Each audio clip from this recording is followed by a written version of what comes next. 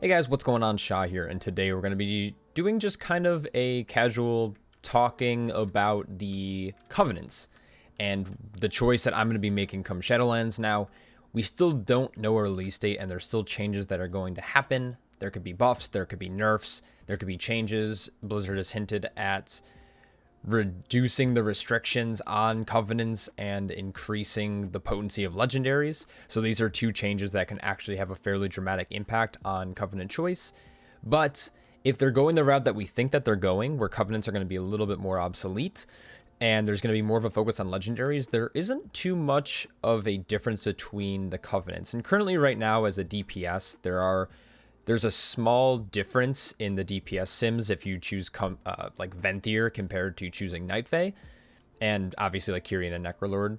But for the most part, a lot of the Covenants are actually more or less, at least for Druid right now, looking more as a cosmetic choice, which is, I think, the original design that Blizzard kind of wanted the Covenants to be, and a philosophy that they're obviously trying to really push out by nerfing the Covenant abilities over and over and over again.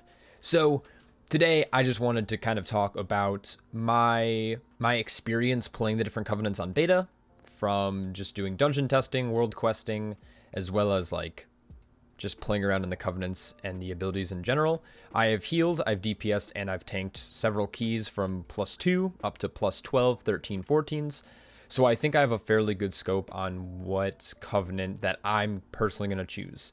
And I want to walk through why. So I'm right now running around Oribos on my Night Fae Druid. And the reason for this is I'll probably end up choosing Night Fae. Now, do I think Night Fae is the best Covenant choice? Or if I could choose the one I absolutely wanted to go, would it be Night Fae? And the answer to that is actually no, it wouldn't be. But here's the reasoning that I am choosing Night Fae as a Covenant choice.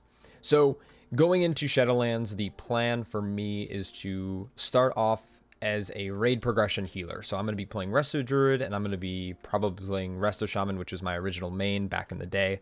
So I'm going to probably be playing these two healers going into raid. The thing about the start of this expansion is that the Covenant choice isn't really going to matter as much, because while you'll have access to the ability of the Covenant, you're not going to have access to a lot of the Soulbind trees and the Soulbind powers and the conduits, at least at a higher rank, because you're going to have to earn these, and this is going to be kind of the time-gated progression system throughout Shadowlands. When you look at how Covenants are going to start, you're going to have to start off by choosing the first tree, and you're going to be limited to a certain amount of conduit choices, and you're not going to be able to fill out your entire tree right away. So the player power is really going to come down to your legendary choice at the end of the day, as well as the Covenant ability. Now, because I'm going to be healing raid, the two choices I'm looking at is Venthyr and Night Fae. And because of the fact that I'm going to be raiding, it's looking like the Night Fae Convoke the Spirits ability is going to just be a little bit stronger than the haste value and the damage value that you're going to be able to get from Ravenous Frenzy. Now, Ravenous Frenzy was just buffed by 5 seconds, so they originally nerfed the duration from 20 down to 15, and they recently buffed it back up, but they're cutting the haste value in half from 2% per stack to 1% per stack. So if you're stacking a fair bit of haste already and you're able to fill in a fair bit of globals, you're able to get these stacks fairly high. But the only time that you're actually really going to see really high values from this Covenant choice is running a specific Guardian Druid legendary.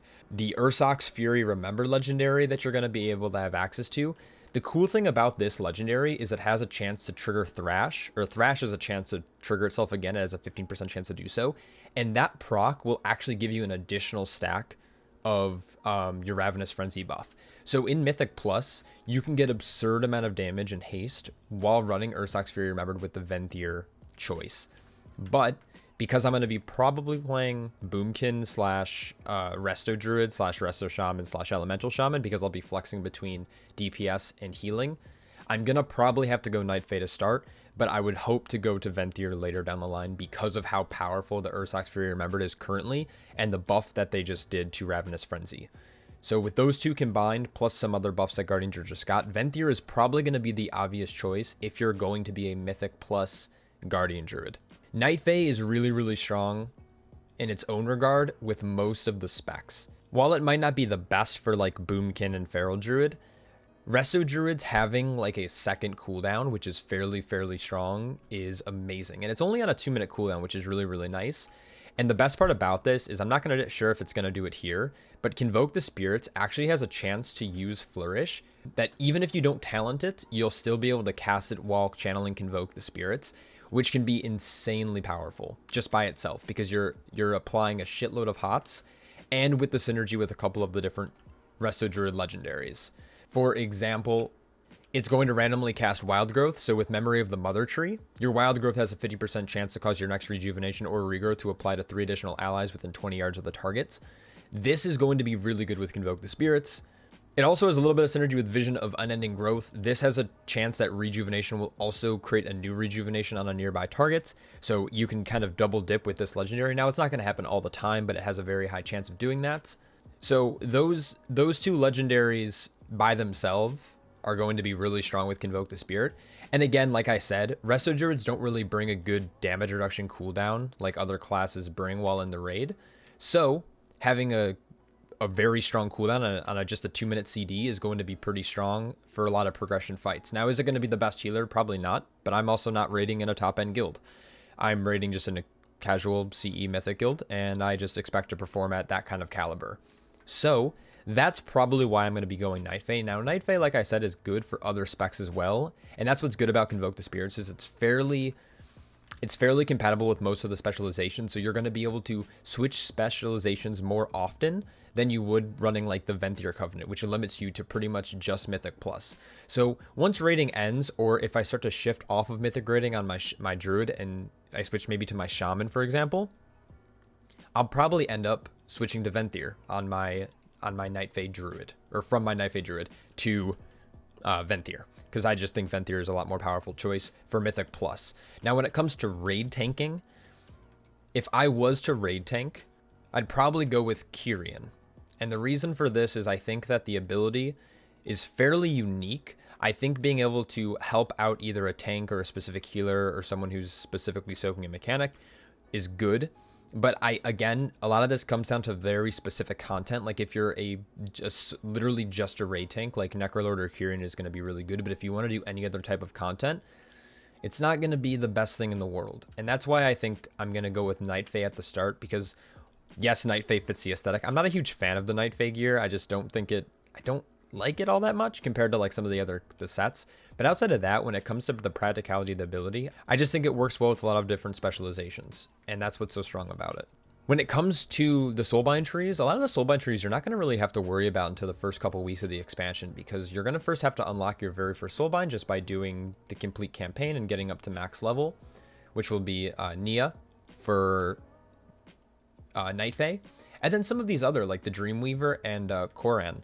These are guys that you're not going to be able to actually unlock until the first couple weeks. And this guy, I think, is not supposed to be unlocked until like the 8th week, I think. You'll have to double check me on that, because I'm pretty sure it's 8 week, but on beta currently they're just unlocking it automatically for us. So essentially what I'm saying, or what I'm trying to explain, is that your choice of Covenant at the start should probably be something that you're going to want to do all forms of content with, especially with how the Great Vault works now, is that at the start of the expansion, you're probably going to want to do the most amount of content possible in the first couple weeks, just to start gearing yourself up in a more optimal way than you would maybe just doing one type of content. Like if you just raid or just do Mythic Plus, while you can eventually kind of narrow yourself down on the amount of content that you're doing, to start off having the most amount of options in the Great Vault is only going to benefit your character and the type of progression that you want to do down the road. Obviously excluding like top end players, rank 1 players who are going to have to perform under geared. But for example, when you open up your Great Vault, it's generating some resto loot. Now, the more content you do, so if you do the full raid clear, if you do 10 mythic dungeons, and if you earn enough conquest points, you're going to have a lot of different options between gear instead of just doing a couple mythic dungeons and only having one option. That's where my head is currently going to Shadowlands. Again, we don't have a release date yet. We have no idea what kind of buffs and tuning adjustments that they're going to make over the next couple of weeks, assuming that it's going to still have a 2020 release date. But again, we just don't know how things are going to be tuned. They've made comments about buffing legendaries. They did a small buff recently, but I'm not sure if that was just to revert some of the nerfs that they made, or if they plan on instituting new legendaries, new systems, and new balancing patches. So we have to wait and see. Right now, Night Fae is going to be the choice that I will probably be making to do all forms of content on, and then eventually, once my progression is over and I'm trying to focus on one form of content, I will have that choice already made out for me. I hope this kind of video helped. It helps me just kind of walk through my whole process to make sure that I don't sound insane. I don't think this is a bad way to look at how you want to gear up your character. Now, it sucks that I have to choose Night Fae despite myself not really liking it, but it's not the worst choice in the world, and I'd rather do more forms of content than be limited to just kind of one form of content. So I hope this helps. I hope you guys enjoy this type of content. And then if you guys did like it, or if you have any comments or kind of input, feel free to leave it in the comment section below. And I'd love to kind of have some discourse about what the best choice might be for different types of druids and different type of content. But that is my take on it. Again, this is Guardian Druid only. If you're not a Guardian Druid, get out of here. All right. Have a good night, guys. Take care.